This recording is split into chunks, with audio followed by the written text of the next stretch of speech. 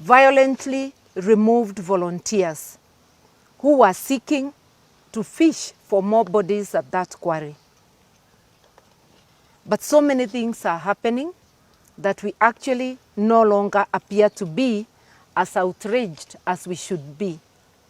We must demand that that quarry be drained for Kenyans to know whether there are more bodies lying there, and for answers to be given as to who is murdering and dismembering Kenyans.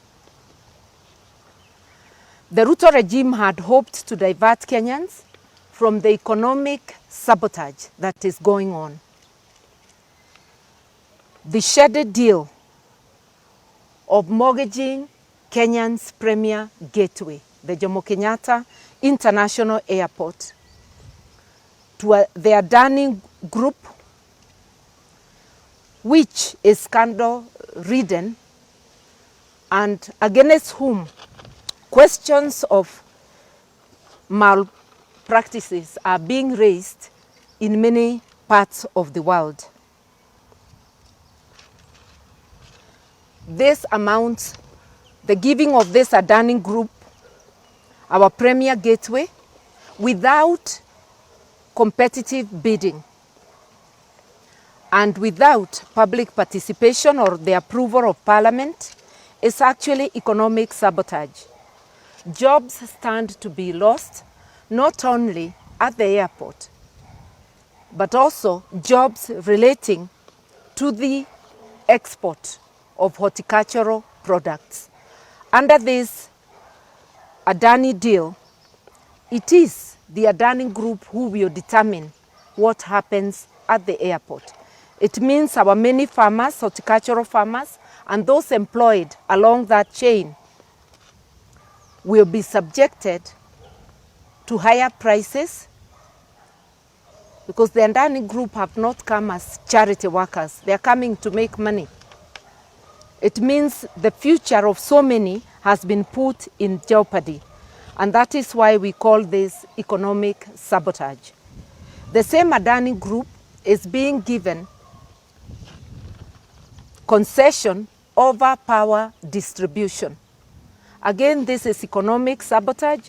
We are already suffering very high prices of power. We are subjected to that by KPLC.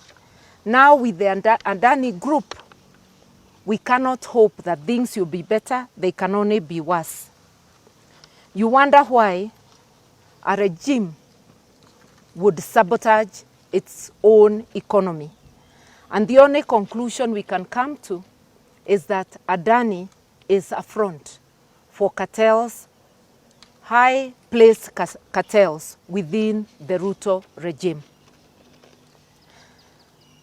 We have also seen economic sabotage through the deliberate mismanagement of our mineral and marine wealth.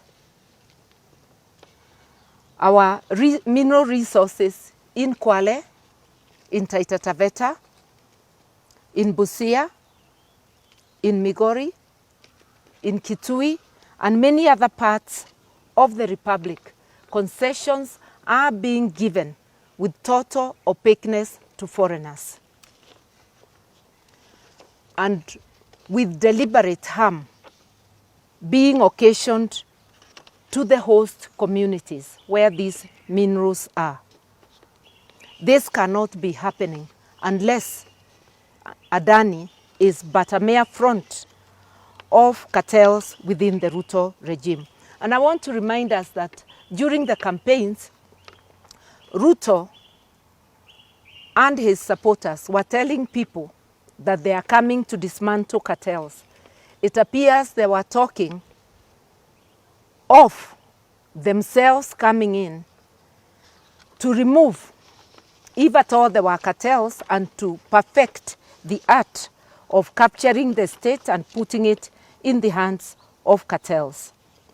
We've also seen the dismantling of a working health system. You will remember that when the Ruto regime came in, NHIF was a going concern and was working for many Kenyans. I can testify that I know of many poor people who were not only assisted to get quality health services by NHIF, but some were assisted to travel to India for treatment. In the 2 years of the existence of the Ruto regime, NHIF had been run to the ground. Hospitals were no longer accepting NHIF cards, and now since Tuesday come in SHIF. We have not forgotten seeing the tears of an old man who had been denied dialysis. But this is just one person. How many others were crying out there, not under the glare of the media, without us knowing? We all know that those who require dialysis, if they don't get it on time, it can lead to untimely death.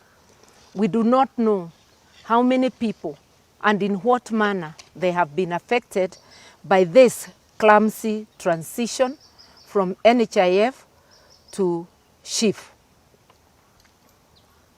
We also were told that SHIF was coming to expand the health services.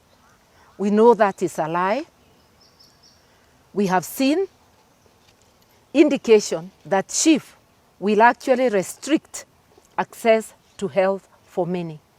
It is raiding the pockets of Kenyans, whereas under NHIF, every Kenyan was required to pay 500 shillings a month. SHIF is requiring employed Kenyans to forego 2.75, literally 3% of their salaries. These are already overtaxed Kenyans, and while their pockets are being raided, the services given by SHIF are wanting. There is information that for dental services, families will only access about 2,000. There is information that for maternity, mothers will only get payment of up to 10,000. Under Linda Mama, in public hospitals, women were accessing maternity services without paying. How many will be forced to deliver away from hospitals? This is a violation of the Constitution, in particular Article 43, which provides that the government of the day will ensure that Kenyans have access to quality health services. We should be transitioning to universal health care across the board.